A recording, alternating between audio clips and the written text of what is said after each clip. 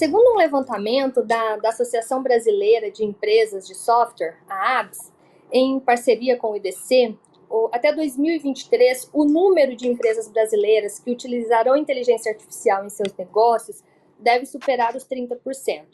Tem alguns dados de outras entidades dizendo que nós já temos quase 30% que usam a inteligência artificial para contato com o consumidor, para identificação de experiência de usuário, mas, de fato, 30% das empresas até 2023. Como as maiores empresas de tecnologia identificam essa tendência e o que, de fato, muda com isso? Olha, primeiro, sem dúvida, a gente está observando um interesse crescente das empresas por soluções de machine learning. Um monte de gente já usa machine learning todos os dias. Por exemplo, quando você compra um produto pela internet, você está usando isso. A novidade é que essa tecnologia agora está acessível para adoção generalizada em diversos mercados e serviços.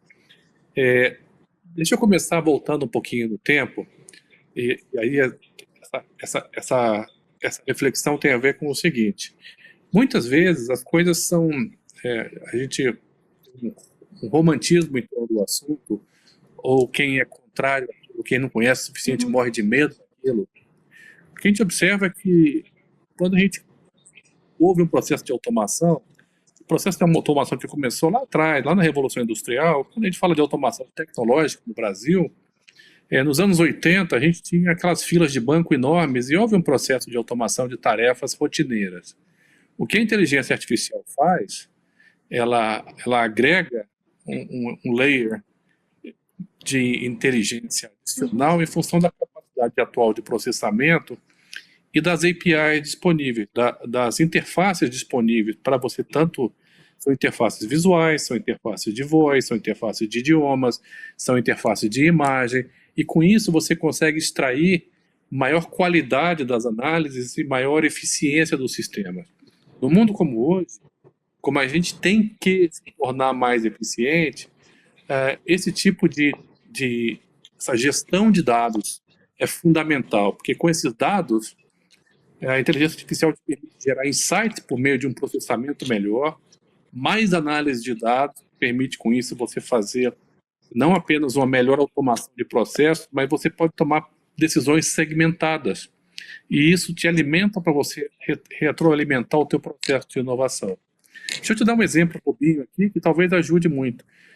Quando a gente fala no Netflix, ou fala numa plataforma de varejo como a Amazon, que falam, por que você comprou isso, talvez você compre aquilo, ou porque você assistiu essa série, talvez você queira ver aquela outra, aquela ali por trás tem inteligência artificial.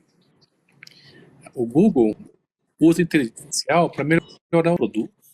Eu posso falar sobre isso também hoje.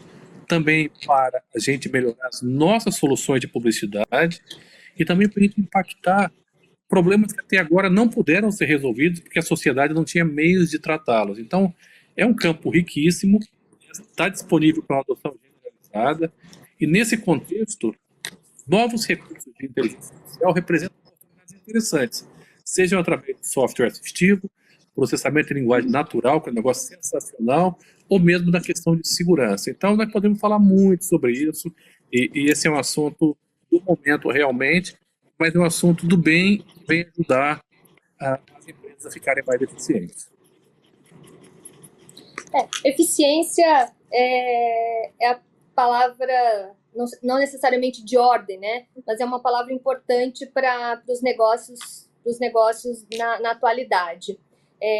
E a inteligência artificial, no contexto que você apresenta, ela é muito importante para aumentar a eficiência, para mudar modelos produtivos. Você consegue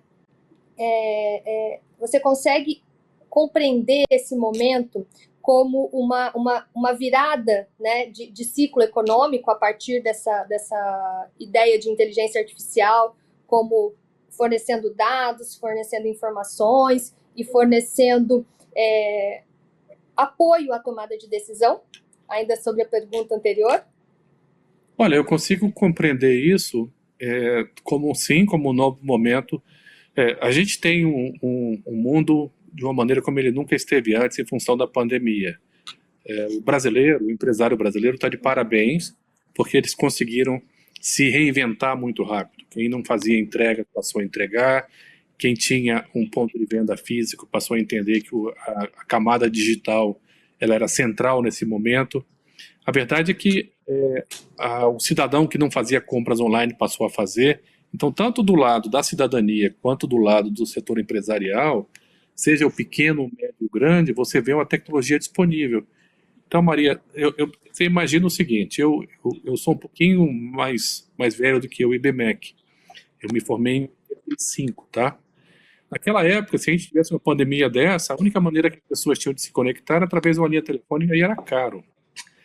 Hoje em dia, sim, eu vejo que o uso de dados ele é fundamental para geração de valor, eficiência e diferenciação competitiva, logicamente respeitando os princípios de uso de dados, de privacidade, de aderência à Lei Geral de Proteção de Dados, ao GDPR na Europa, às leis da Califórnia, e com isso nós vamos chegar no momento em que a sociedade vai equilibrar o novo, o uso do novo, e o uso do novo de uma forma 100% de acordo com o que a sociedade deseja.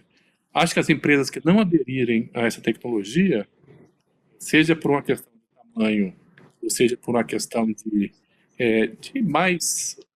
maior evidência digital dentro da organização, são empresas que vão ter dificuldade de sobreviver, sim, mais ou menos dependendo do setor.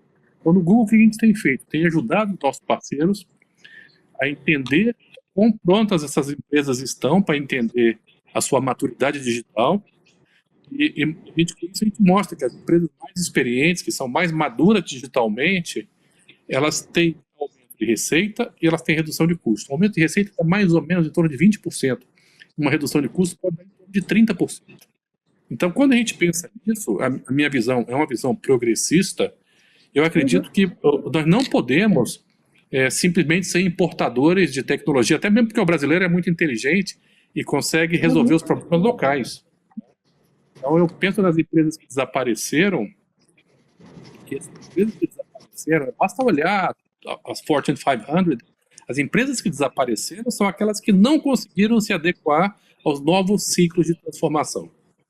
Em toda e qualquer transformação, as empresas novas que se adequaram ou que criaram as novas tendências são aquelas que conseguiram ficar mais competitivas. E hoje a gente vê um monte de setores aí em plena transformação. Saúde, energia, comunicação, o modelo de transporte vai se alterar, e com isso a gente vê os aparecimentos aí dos Amazons, dos Netflix, dos eBay, dos Alphabets e tudo mais. Então, sim, eu acredito que é um momento de mudança.